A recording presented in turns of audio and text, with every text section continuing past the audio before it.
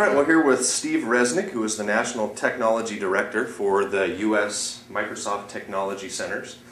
Wanted to get a little bit of history about the Microsoft Technology Centers and basically how did the concept come about and how has it evolved over time? Yeah, so the Technology Center started back in 2000 in the height of the dot-com boom, and we were working with customers, enterprise customers and dot-com customers to help understand really what's possible with the technology.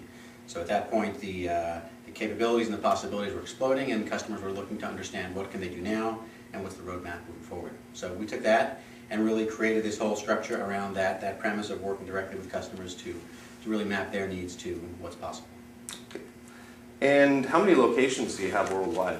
So we have 8 locations in the US and 11 more worldwide, from the UK to Paris to Dubai to Beijing and Bangalore and everywhere in between. And we're really opening up about 4 or 5 a year at this point. Okay, and what would you say is the typical staffing for a center such as this one? Yeah, the typical staffing is, the goal we have is 8 technical architects per center, spread across the technology sets that are most important for our customers in this connected internet, secure messaging space. So we tend to focus on collaboration, we tend to focus on high volume websites, be it transactional or analytics, and then we also focus on the core infrastructure of managing, securing, and rolling out the product sets. So those are really the 3 areas that we focus on. Okay, and what would you say would be a typical engagement for a customer coming into the center from start to finish? We have 3 engagement types that we do most often. There's a one-day strategy briefing where when a customer has some ideas of what they want to accomplish but not really even the IT vocabulary to articulate to their technical teams on how to do that, they'll come in and we'll do a day of envisioning with them. We'll show them a lot of concepts, running a lot of live demonstration software, and really help them understand what's possible. So that's the first thing we do. Second thing we do is a 2-day design session. The customer knows what they want to do, but not exactly how to do it. We'll spend 2 days with them in a room with a lot of caffeine and a lot of sugar and a lot of whiteboards to help them really map out a potential architecture to doing what they're trying to get done. Recognizing that in 2 days we can't steer them to the right answer, but we can certainly steer them towards the set of 2 or 3 of the right answers out of a possibility of 10, steer them away from the wrong ones, steer them towards the right ones, and get them closer to their goal. And the third thing we do is a proof of concept workshop. If a customer knows what they want to do, roughly how they want to do it, but before they commit to what's often a very complex and lengthy process for technology deployment, they need to answer a couple of key questions around scalability, around security, reliability, particular algorithms or features.